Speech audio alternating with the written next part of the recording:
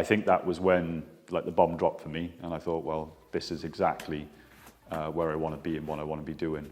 Every aspect of this course has been absolutely fascinating. Before this course, if I was working on an old building, I wouldn't kind of read what the building was. Learning from Ollie, his experience and knowledge of this subject is immense.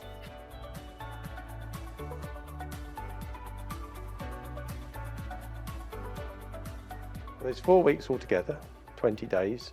There's the obvious things, health and safety, risk assessments, method statements, so the sort of organisational part of it. And then there's the joinery, sashes, sash windows, casement windows from frames. You've got these Gothic windows behind me, which are historic windows that have been repaired, not just by these guys, but with people on previous courses as well.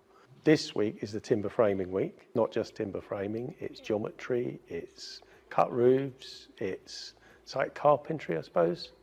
And then the practical is doing repairs, scarf joints, mortise and tenons to traditional timber roofs. Been in the industry for 36 years now.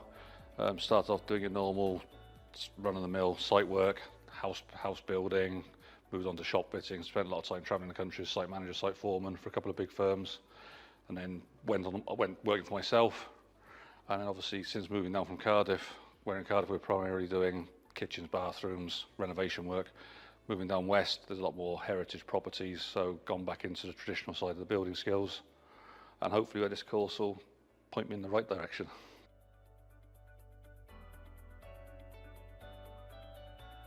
I'd say don't be scared of any challenges, and that it is tough, but if you do it, then it just proves that you can do many things, because heritage work, I believe, is a lot harder than the modern work now.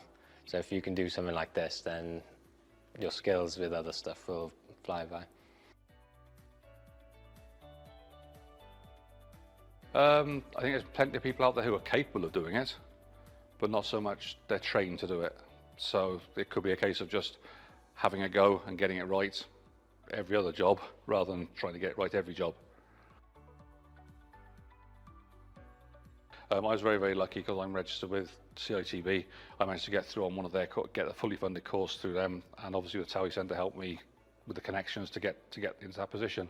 I know there are a couple of other courses that Twyi Centre run, which are an insight into the projects, into the carpentry course, which might be worth someone going on beforehand to see if it's something that this next stepping stone up would be the Heritage Carpentry course.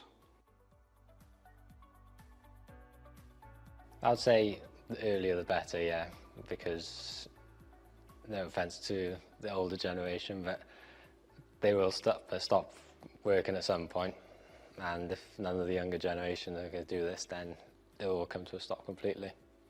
So yeah, need a lot more younger people doing it. An NVQ level 3 diploma, so that is heritage skills, wood occupations, carpentry and joinery to you and me, and it is a recognised qualification in heritage. I didn't really understand it at first, how important it was, because before this course, if I was working on an old building, I wouldn't kind of read what the building was and when it was built, and if something was rotten, I would just think, oh, just, you know, don't work on it or just rip it down. But I guess this course has kind of made me realise that you shouldn't be doing that, and that the history is very important. So yeah, we need to kind of keep that going really, or else it will just stop. The beauty of carpentry, and the reason that in a lot of eyes it's the senior trade, is that you're involved from start to finish. I'm putting in the floors, the joists, the roofs, the joinery, making the joinery, the stairs, all those elements involve timber. It interlinks with all the other trades as well, more than any other.